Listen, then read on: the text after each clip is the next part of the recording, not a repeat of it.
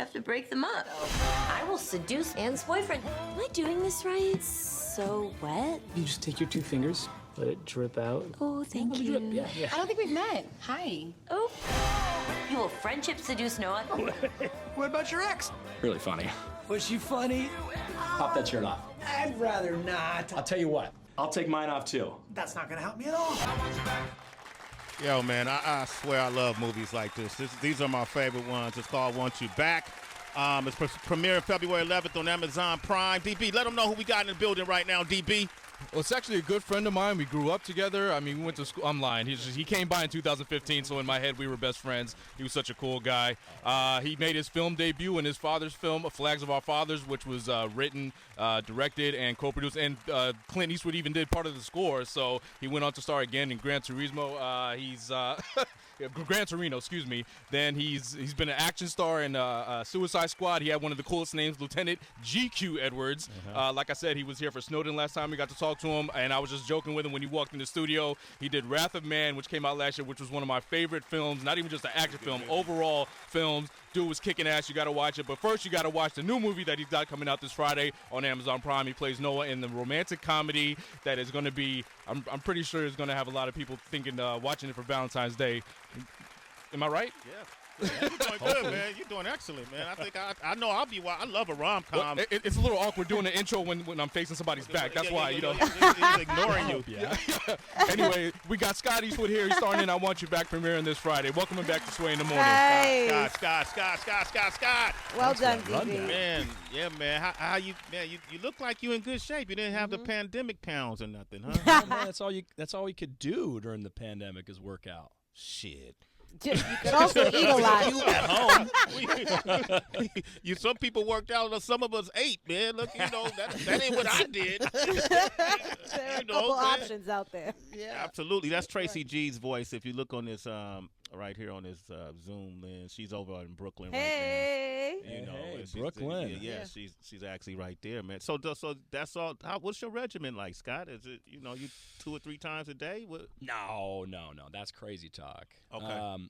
You just get in there like 4 times a week. Mm-hmm. Shit, 4 times a week. This dude, He said, man. get in there 4 times a week. Shaming me in front of my face. He's just like looking at me. Hey, it's not too late, man. It's not too late. It's not too late. Just Thank go. you. I like how you looking me up and down as you say it. Well, here we'll let you in on the secret, Scott. Okay. So supposedly Sway's birthday's in July, and he's been saying he's going to take his shirt off. So for the birthday. Okay, just for the birthday. Okay. So he has until July to be a part of the AB gang. Oh wow. Yeah, and so what that's winter. That's winter weight though. That could come off easy. Thank you. I love this guy, man. 4 times a week though, he said. Yeah, 4 times a week, and maybe just last meal at like 6 p.m. First meal at 10. That's not too hard, right? It's the 6 p.m. That's the problem. Yeah, you like intermittent fasting, Sway? Yeah, I do. Anyway, let's stop talking about my weight. Scott, how the game been for you, man? We recently reported a story. I want to say, was it Ben Affleck, DB, who talked about how the money has changed in film now because of streaming, and that people aren't making as much. That was Bradley Cooper. Bradley Cooper, okay, Ben Affleck, Bradley Cooper, forgive me. And that they're not making as much because of the nature of the deals that they're getting, and this is coming out on Amazon. Yeah, look, I mean, the people that get hurt the most is, the people like the crew, right? Like stunt performers, people that aren't getting residuals because they just, the big boys just say, nah, we're not doing that. And so then, people are forced with a choice, right? Like, do I want to work or say no to a job? And, that's what sucks about it the most, I think, is all the people that work really hard day in, day out, and they don't get that extra love on the back end, That sucks. So for the actors, the main actors, we just had Gilly and Wallow in here. These guys are successful podcasters. Yeah. Gilly was once a rapper. He still raps, You're able to do different things. If one field isn't working good for you, you could jump into another field and do something else and able to make you some money, to make some some profit streams. Do you do anything else other than acting? Yeah, I do a lot of side projects for sure. I do a lot of investing. I do a lot of real estate. But like I said, the money is different. It's different for us too. It's not, it's not as good as it was in the '90s. That was like the golden, era of for people making films. The crew included, making a ton of overtime. A lot of the union stuff has changed. Probably not for the better. Hopefully that changes back. At some point people say, hey, we want to partake in some of that pie too. I'm sorry. Does it take your passion away though from the game? Like, you're still an artist. You still love to do it. You still probably have projects that you're passionate about. Yeah. But the business side is like crazy. I mean, we've debated about this all the time because it happened to music as well. Sure. But did it take your passion away at all? I think there's parts of the business that are that you become jaded to, right? You're like, do I really want to work in this where it's like that? But then there's great moments too where you get to tell a passion project, or you get to tell a great story, and it affects people, makes people laugh, makes people cry, and that feels good, right? Yeah. So I don't know, I think good with the bad. Well, Scott Eastwood is here. Tracy, I know you all the way in Brooklyn. Why don't you throw him something? Throw him a live ball.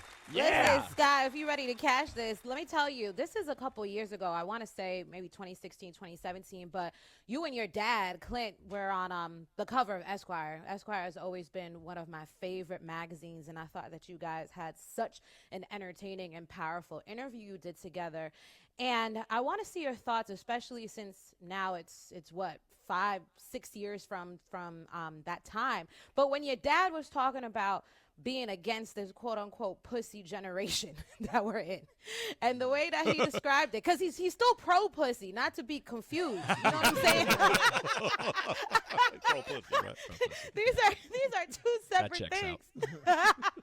It does, right, Scott? But he was for anyone who's unfamiliar with what I'm saying, if you didn't read it, just talking about, in his opinion, hypersensitivity that we're living in, cancel culture, et cetera, and how for like certain scripts, maybe people would tell him, I don't know if you want to do this because this might ruffle some feathers. And he's like, no, let me read it, blah, blah, blah.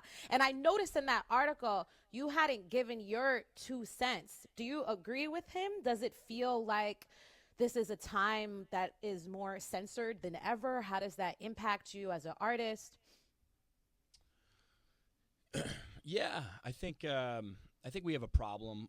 I think people want to see other people get taken down, and I don't know what that is. If that's a human condition thing that sometimes people want to, if things aren't going well in their life, they want to take people down, or they want to harp on somebody for an opinion they have and try to, So I think that gets kind of slippery, where people try to take other people's career away, or if they don't agree, and I think that's a dangerous thing, and sure, I think as you want to maybe express your opinions, maybe you're more cautious, you're like, maybe I just keep my mouth shut about everything.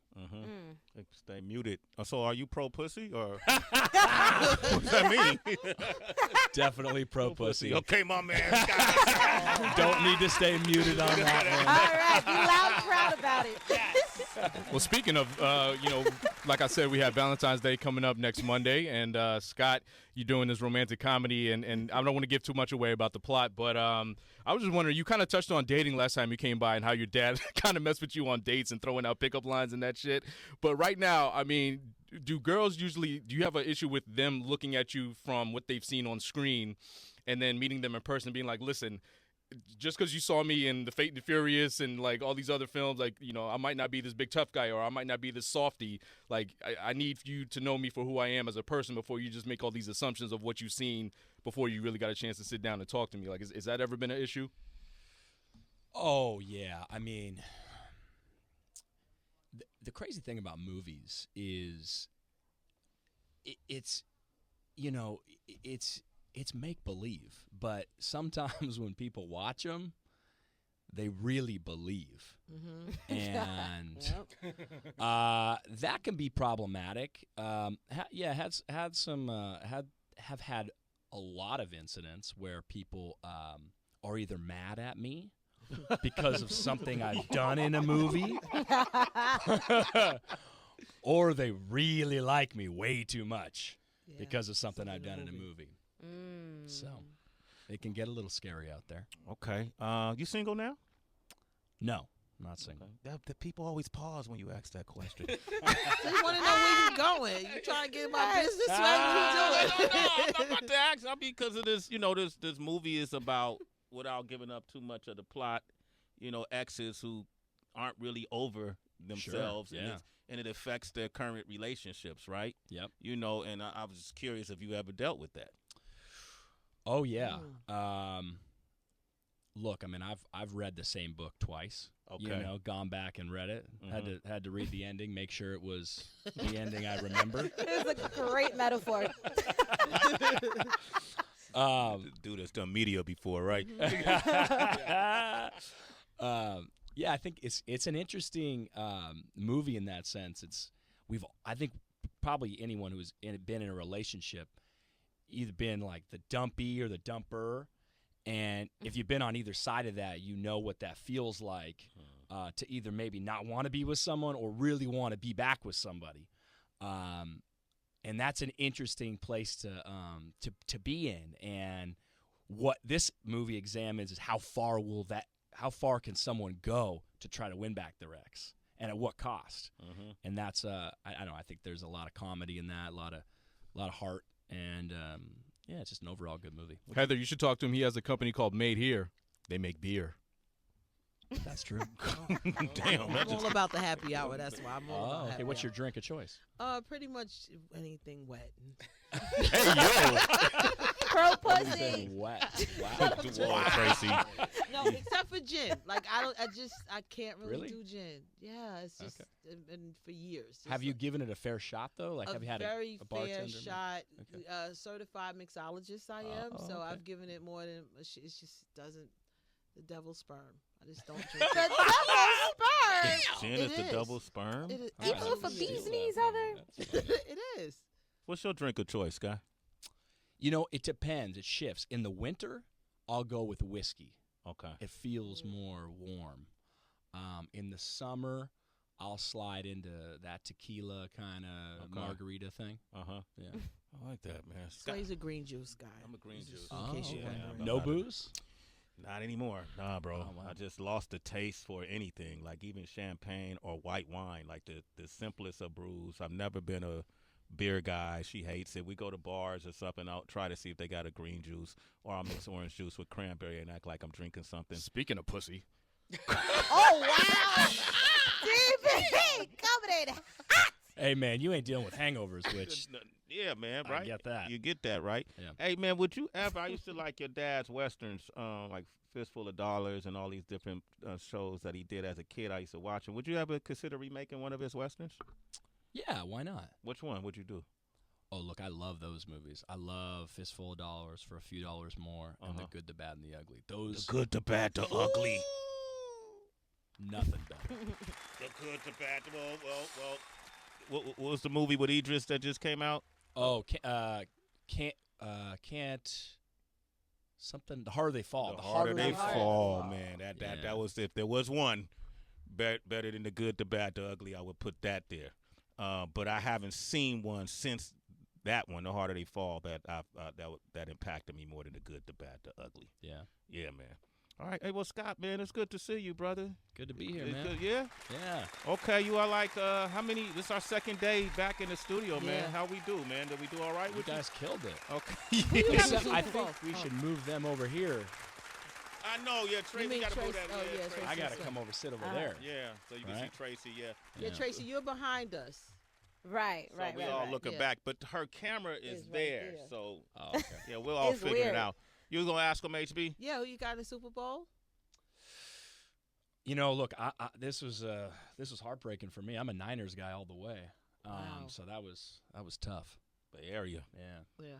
Yeah, that's how I felt about the Raiders. Bay Area. You know, we almost made it, bro. Almost. So did he pick They anybody? almost made it more than y'all almost made it, though. Sway. Yeah, look, 'cause you either make it or you don't, Heather. You either make it or you don't. No, he didn't pick. He didn't pick?